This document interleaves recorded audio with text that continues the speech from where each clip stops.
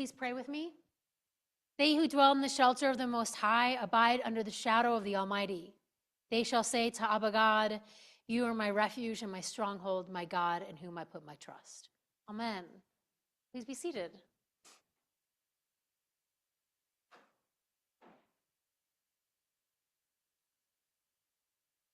One of my most favorite hymns is Come Thou Fount. And if you're paying attention to the first slide on the slide deck, it's in our service music for the next few weeks until it is removed from the service music. Of the three verses, the third is my absolute favorite, and it's this verse that actually drew me into the significance of the hymn. Oh, to grace, how great a debtor daily I'm constrained to be. Let that grace now, like a fetter, bind my wandering heart to thee. Prone to wander, Lord, I feel it. Prone to leave the God I love. Here's my heart, oh, take and seal it for thy courts above. As I mentioned on the evening of Ash Wednesday, the prophet Joel brings us to the brink and asks us to take a deep, long, hard look in the mirror. The reality is, while we may not think about it often, we are prone to wander from God. If it helps, please know that I am all too aware of my own tendencies to wander, to want to wander from God, the God whom I love, the God who saved me from myself for others, the God who has given me life, love, and liberation from sin and from human-made harmful mythologies and ideologies. That verse catches my eye because it speaks to me where I am and my own tendencies to wander from the very thing that I love. So if you are having a hard time wrapping your head around this or feeling that type of shame that leads you to condemnation and hiding, don't worry, you aren't alone. I'm right there with you. Sometimes we wander because we forsake the way. And this is a theme that's going to keep recurring every time I'm up here preaching throughout Lent, this tendency of being prone to wander. This week, we're looking at forsaking the way. There are two types of ways we wander because we forsake. Sometimes it's intentional. We're done. It's too hard.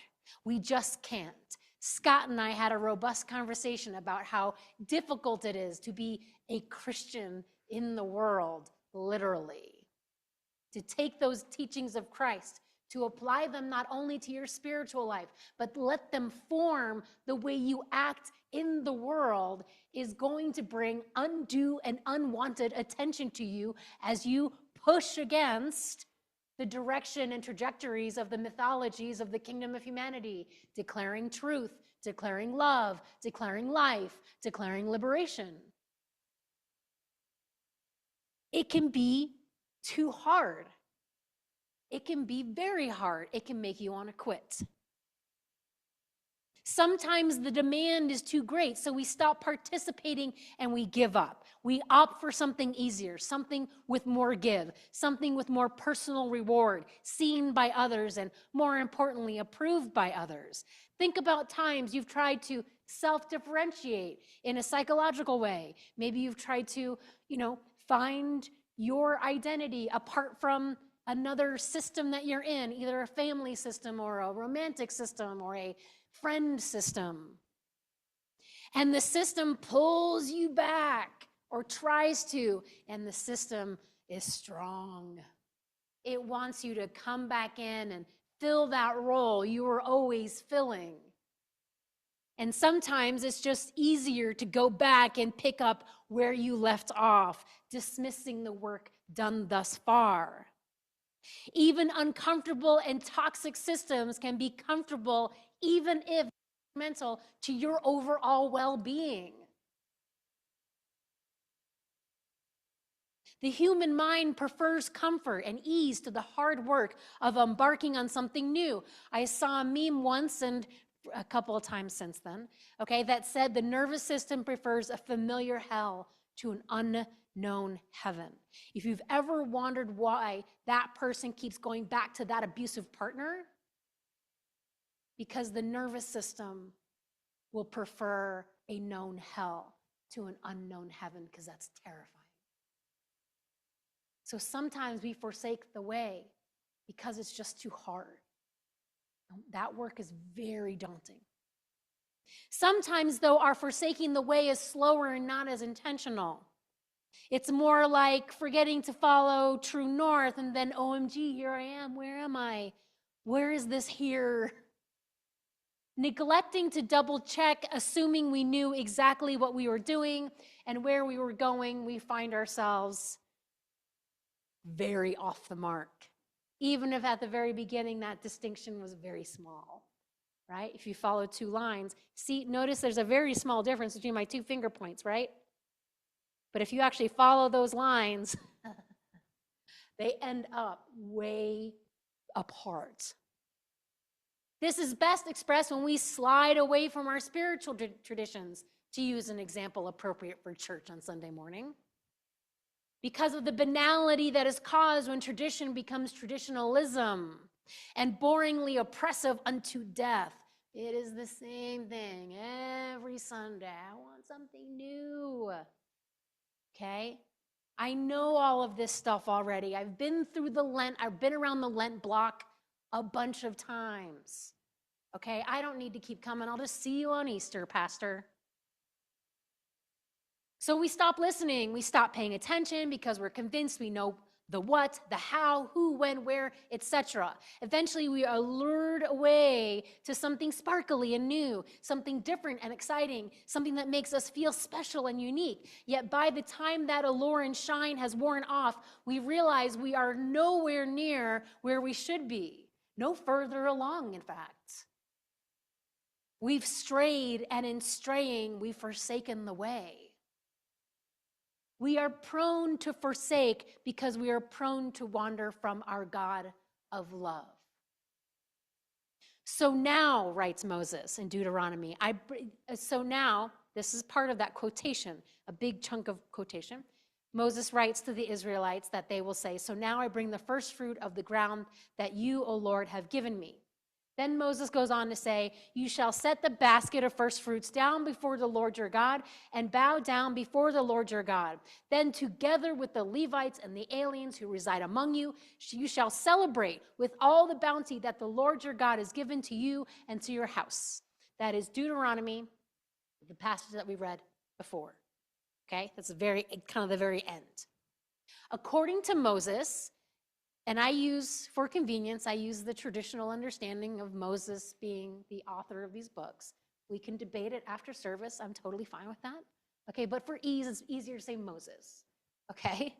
So according to Moses, Israelites are to make an annual pilgrimage to the central sanctuary, bringing the first fruits of the harvest to thank God for the land's bounty. Upon bringing the basket of first fruits of harvest, the Israelite is to recite a short history summarizing the main events, bringing Israel to where they are now. Do you know where they are? This is Deuteronomy 26. You all know your Bible, right?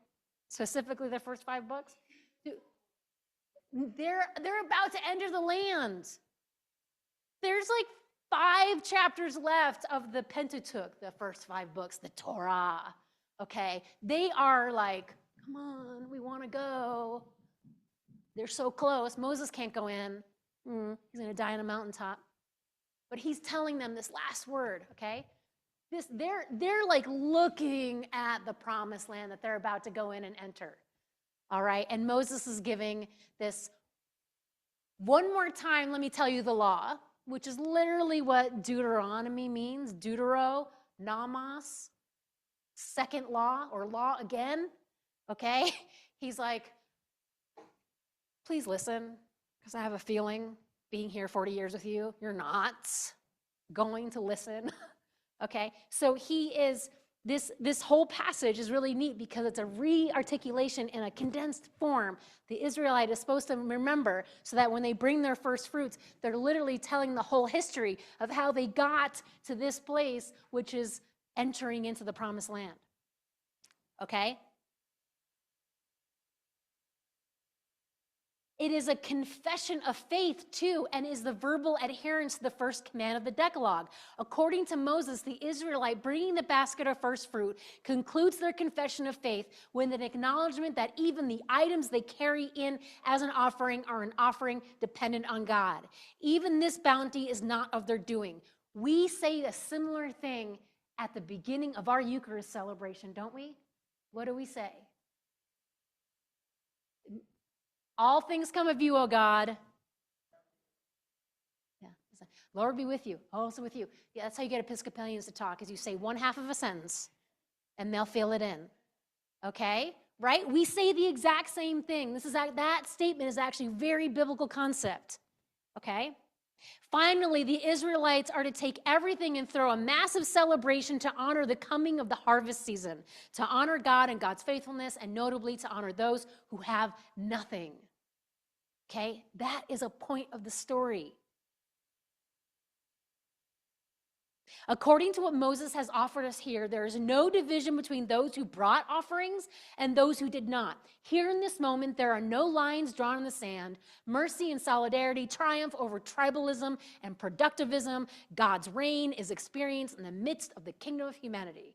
Notice that last line. You shall celebrate with the Levites. Who are the Levites? The priests. Do they get land?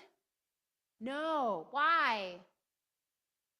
Because they're the priests. They're the ministers of Israel. They don't get to have their own land. That means they're not growing what? And they're not slaughtering what? Do they have anything to offer? Zero. Okay? Zero. Who else are we supposed to be celebrating with? The aliens who reside among you. Who are they? The stranger, the one who is just there, the one who has no claim to the lands. Okay? This is really important. So here we are at an interesting point in the spot in the book of Deuteronomy, one that doesn't really have Lent written all over it, frankly. It's an interesting little passage for year C in the lectionary. So first, let us go back just a bit. Let me tell you what's been going on in Deuteronomy, the TLDR version. Okay, too long, didn't read. Deuteronomy is a long book. I could see if it's a not read.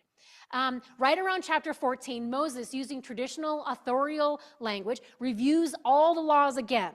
That's again, remember that Deuteronomy literally means second law or law again.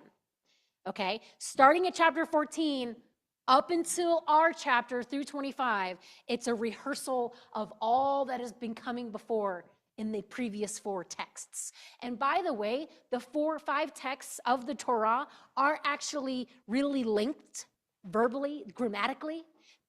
Once you get past Genesis, Exodus opens up with the word and. First word, Leviticus and, Numbers and, Deuteronomy and. That is a section. That's an intentional chunk of books, okay? So from 14 through up to our passage, Moses details all that is entailed in the Decalogue. This task is finished at the end of chapter 25.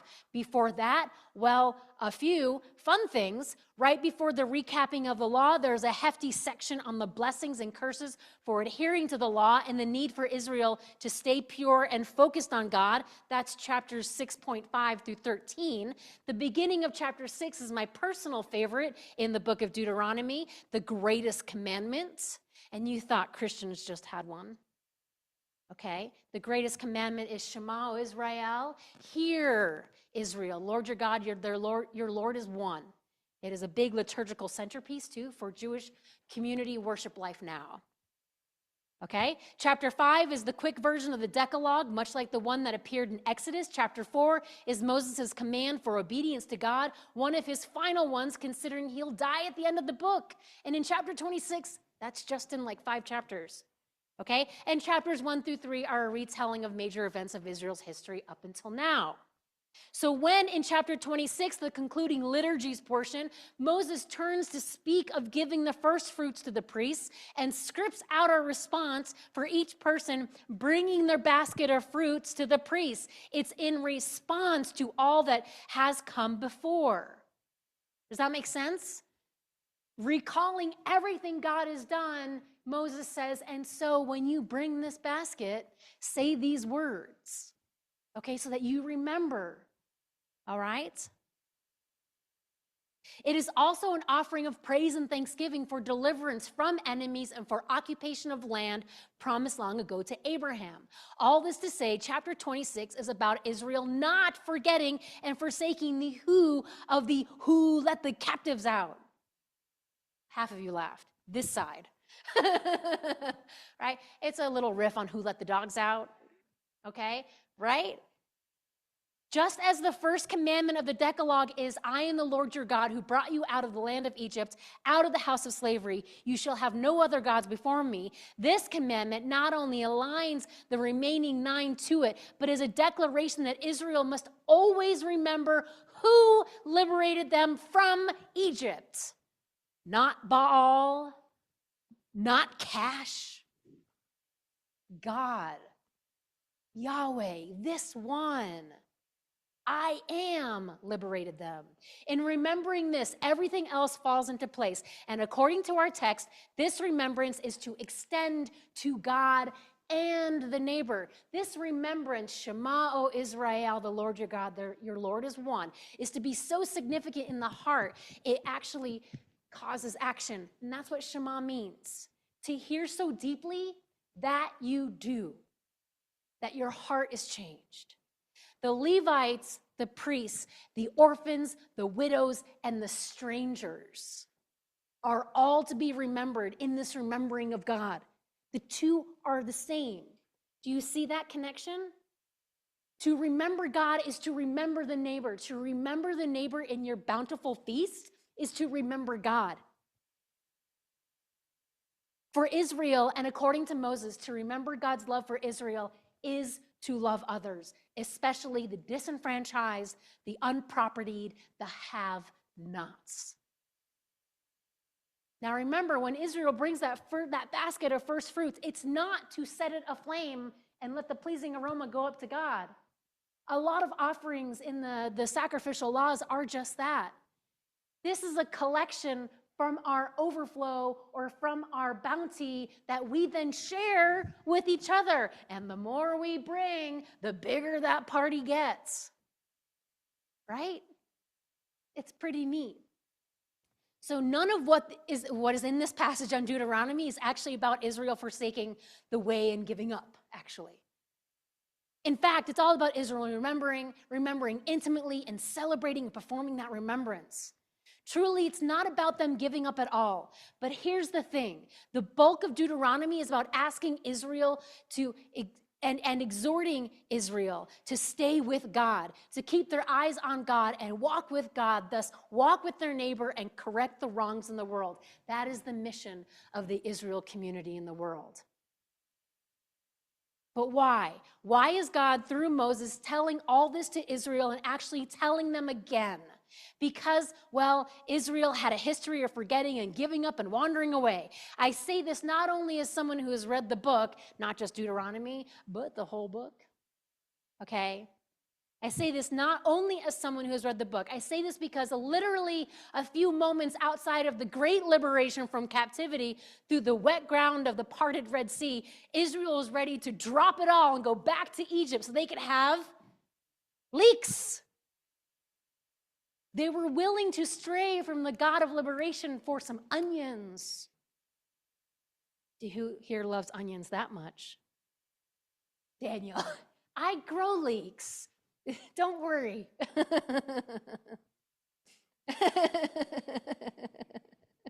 Whether intentional or unintentionally, Israel will begin to forsake God, to forget and to wander away from their God whom they love, and thus to also forsake and wander away from the neighbor.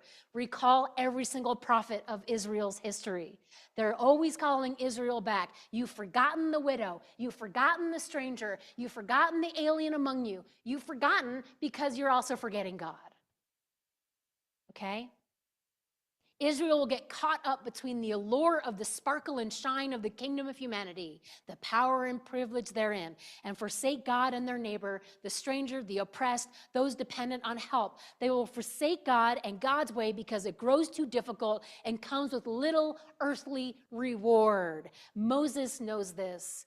God knows this. So it is with us.